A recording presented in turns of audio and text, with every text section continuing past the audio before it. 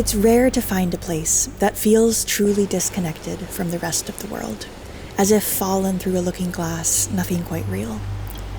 And the best part of this particular spot is that we didn't even know we'd end up here. It was a sea-sickening sail, a last-minute choice, and a new portal opened.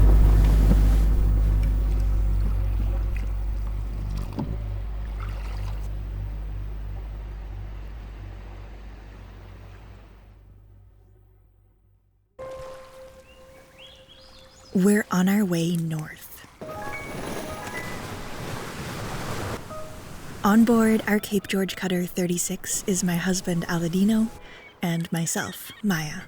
After a 5-year complete refit to our boat, we are finally out sailing, about to explore one of the most wild and beautiful coastlines on Earth. Join us for the Northern Voyage.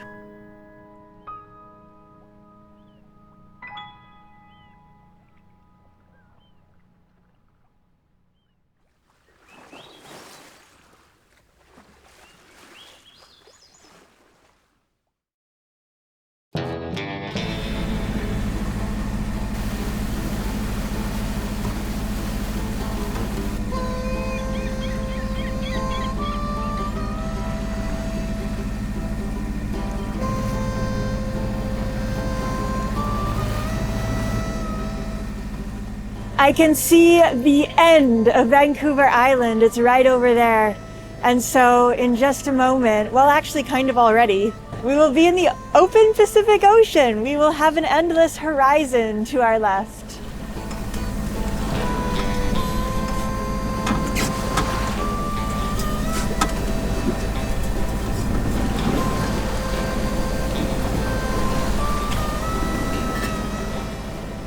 We are rounding Cape Caution, in what can be one of the most exciting parts of the Inside Passage. The Inside Passage brings boaters from Vancouver all the way up to the border with Alaska, via a protected passageway which weaves behind islands, protected from the whims of the wider ocean. But this one point on the chart, Cape Caution, lies truly exposed. The nearest land to our west will be Japan, and the movement of the ocean will finally be felt, the great swells which have traveled from different continents to meet us here.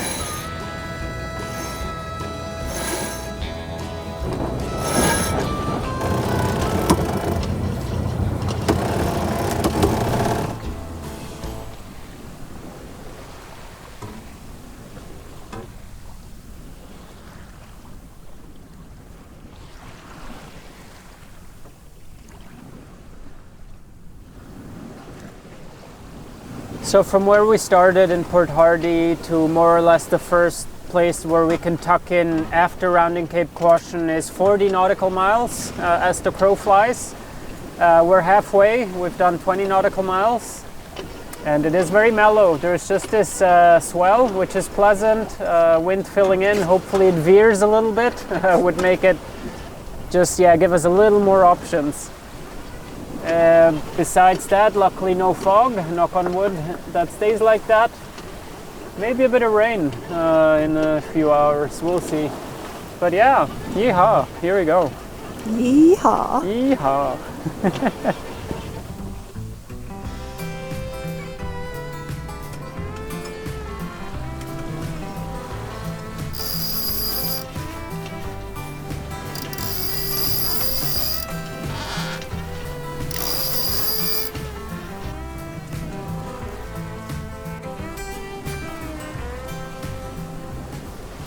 What a moody vibe. I kind of love it though.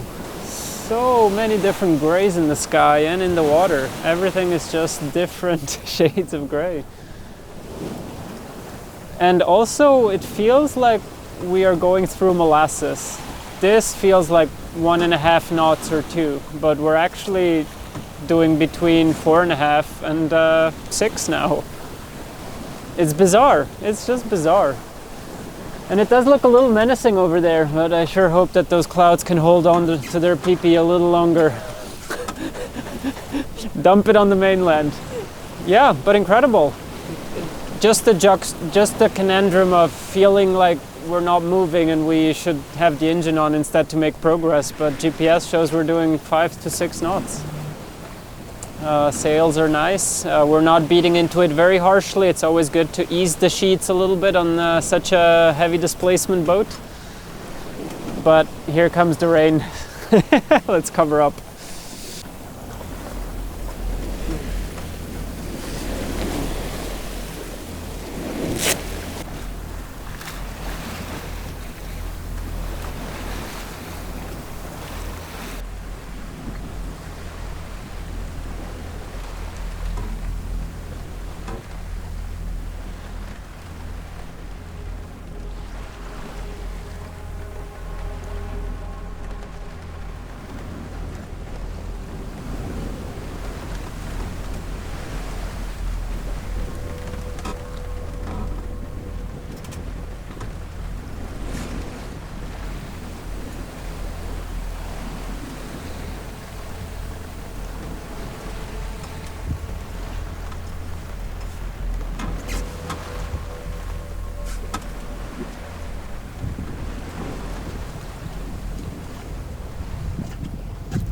We rounded quite close to Cape Caution.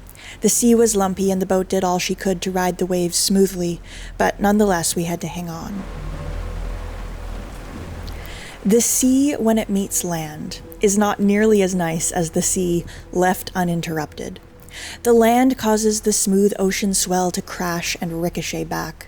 The shallower bottom creates lumpy seas, and the whole thing just interrupts the rhythm.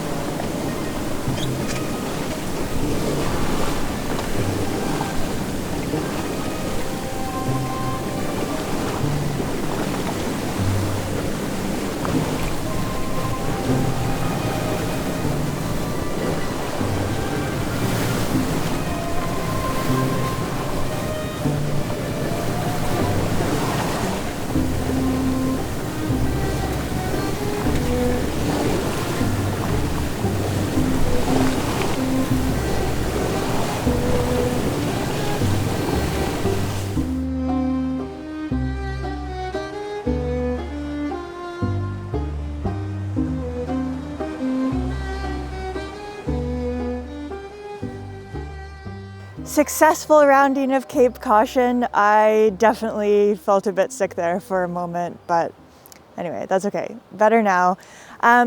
So we decided to come in.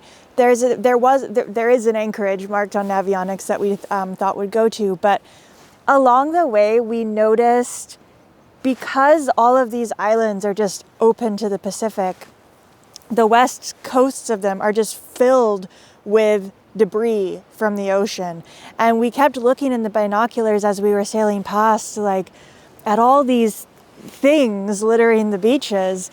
And we were pretty curious, but you can't stop on most of these islands. There's really nowhere safe to anchor. But then on our way into the anchorage, which is off the mainland, we noticed this island had a little bit of a bay in the back that was protected enough to anchor in.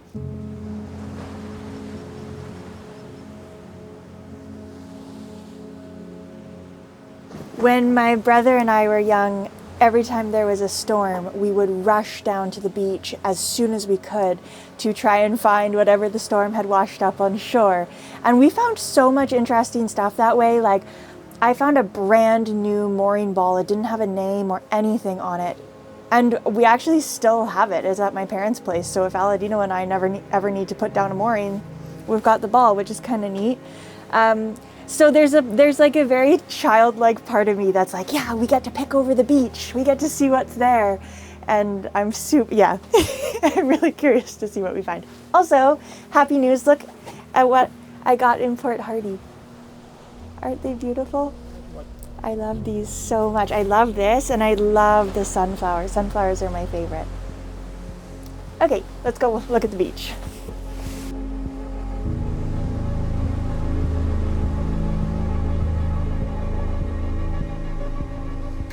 I'm not looking forward to bring home a mooring ball, but yeah, pirate Aladino, always excited about a remote, secluded, swelly anchorage and island attached that might hide treasure.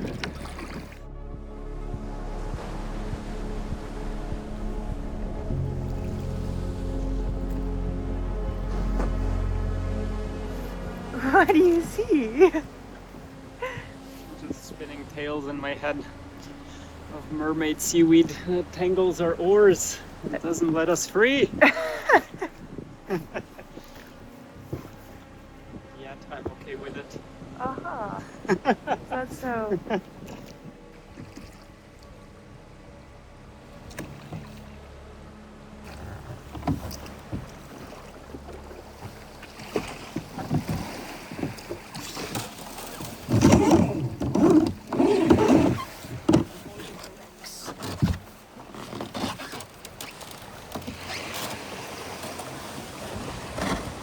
Wow, sand beach! Yeah, crazy, hey?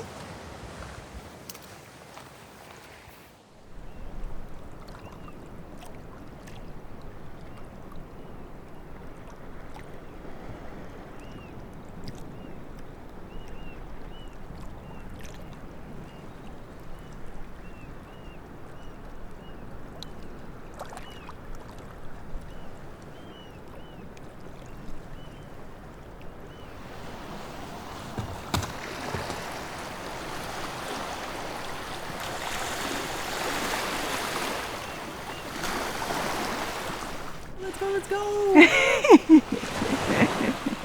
We're losing sunlight too! Oh, well, yeah, 40 nautical miles is not a short day. But yeah, this looks so cool. Maybe we'll get to explore tomorrow, but you never know with places like this. When conditions change, yeah. Already it seems like the wind is shifting, but no, we're still good.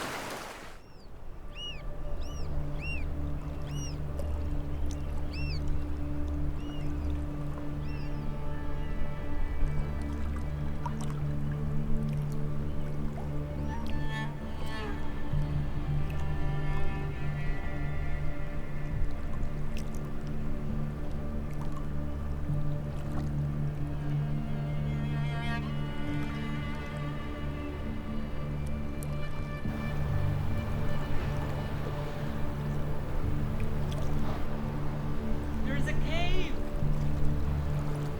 Look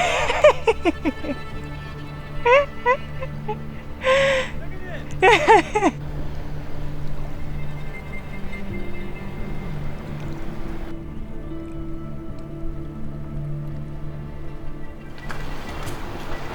Ah, this feels so exciting. So cool.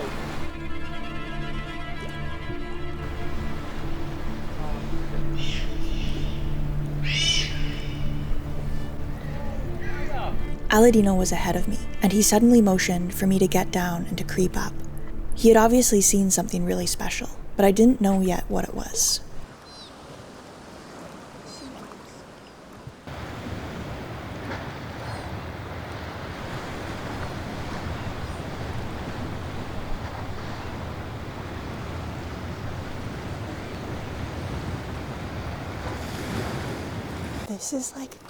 This is the craziest thing I've ever seen. I nearly lost my mind when we saw that one sea otter in Port Hardy because I'd never seen a sea otter before. I didn't even know that stuff like this existed. Oh my God. They're everywhere. Like there's that massive group over by the kelp, but then everywhere you look in the bay, there's smaller groups just hanging out. They're so social.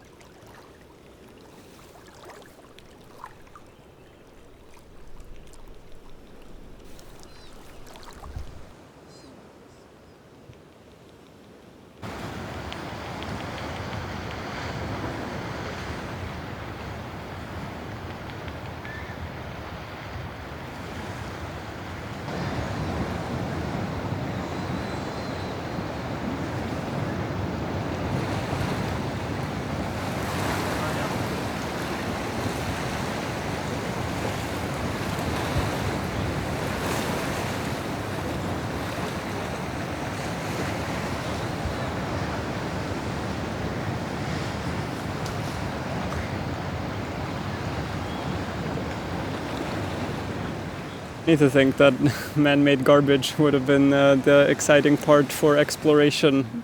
Actually, so far we found a dinosaur egg, an egg, honeycomb, yeah, anemones, a deer. mussels, deer hoofs. You actually saw the deer. I saw the deer on the beach. It startled me, actually. And so many others. I can't count them. 3 dozen? Easy 3 dozens. Yeah. Oh, let's continue. This is amazing. Truly incredible. I can't believe it. Wow. Should have brought the binoculars, study them a little better. Yeah. They're cute. They really are cute.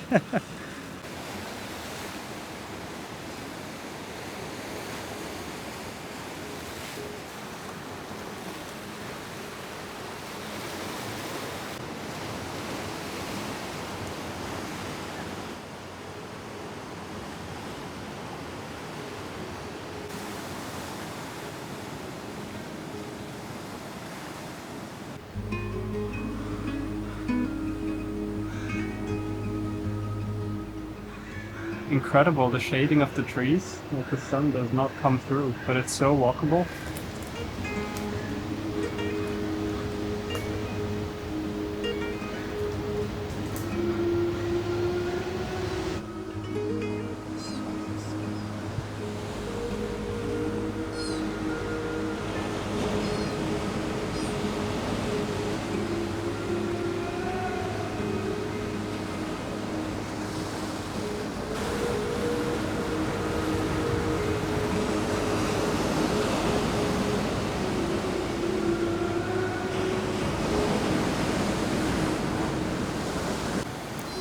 The sea is calm today, but still the surf moved up and down the jagged shore, and the trees on the western side told of winter storms.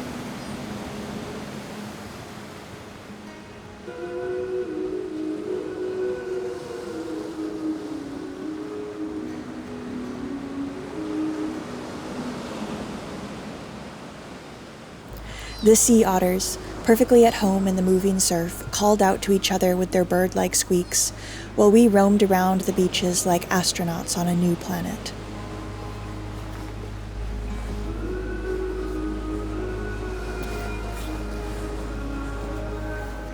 I have found the first item, a shoe. It does not excite me, but where there is one, there might be others. Not shoes, items. Did you find Wilson?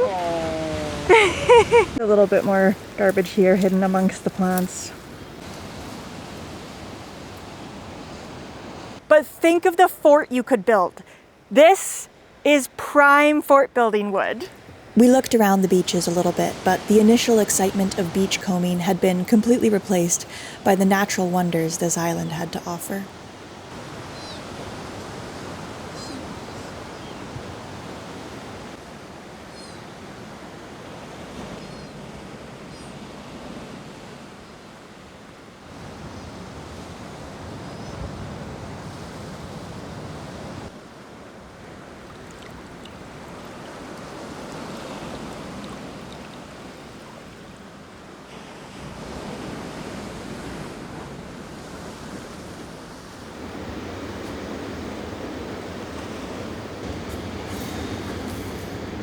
Not so little, this island. I'm running out of steam. Yeah, me too. But it's mostly because we're wrapped up like sausages and exploring in 4x4 mode.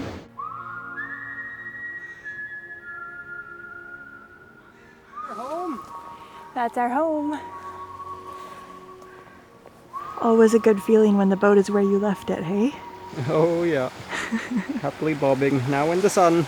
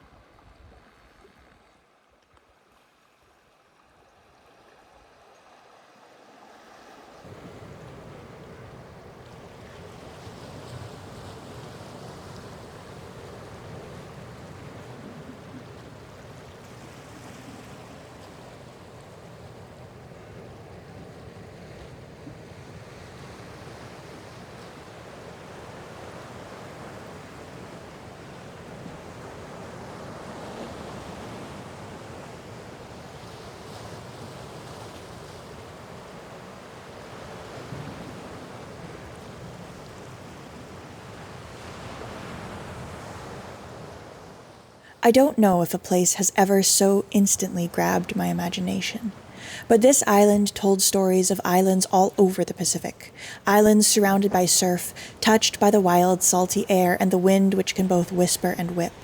We felt a magic here.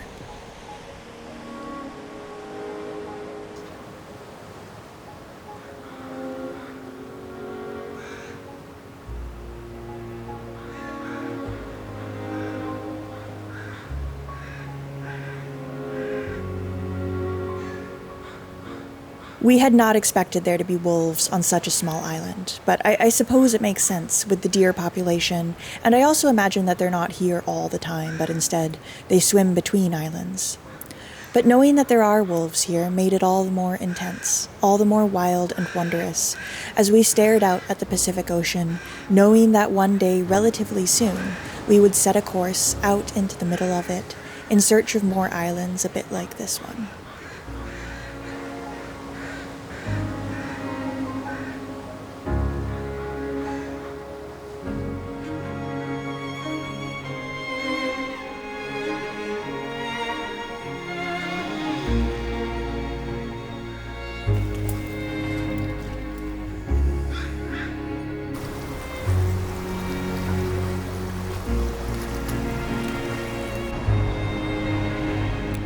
I don't even know how to describe what it is that we're feeling. Just this incredible sense of awe and wonder, and we just feel so lucky and that we stopped here and that we got to see this place, because I think it's a place that's really hard to see most of the time. We have very settled weather right now, and even for that very settled weather, you know, the boat is still moving, and I can imagine in a storm you know, things would just funnel right through that cut, and I don't think this anchorage is a good one for most of the year. So the fact that we're here and that we could actually look at this island and just it was almost like overwhelming. Like at a certain point we got hungry and we're like, okay, let's go back to the boat. But we just couldn't pack up, because every single time we went to put the camera in the bag, we'd be like, oh my god, there's a whale, or oh look, that sea otter is really close, like we should film him. And then there was the deer, and then the whole time we're keeping our eye out for a wolf. I think this is just a beginning of a taste of what some of Vancouver Island will be like once we go down the west coast. That open ocean influence is really something special. But first, we continue farther north. In the next episode, things only get more magical as we sail up to Calvert Island and are greeted by dozens of whales and a bright orange supermoon. As always, a huge thank you for being here. As I think you can tell by now, I love making these episodes, and I feel really, really honored that there's people who watch them every single week, so thank you. You bring meaning into all of this, and I couldn't be happier. A big thank you to the folks whose names are now appearing on screen for always going above and beyond to make sure that Magic Carpet keeps being produced, and a really big thank you to all of our patrons. Not all of the patrons' names are listed here, but it's the patrons which keep this going, which keep us being able to produce these episodes, not having to interrupt the programs to read ads out to you, and we are truly grateful for that. Okay, I think that's it. I'm excited for next week's episode. As we kept going north, things just kept getting more and more incredible and surreal and just, oh my gosh, this coast is just phenomenal. See you next Friday.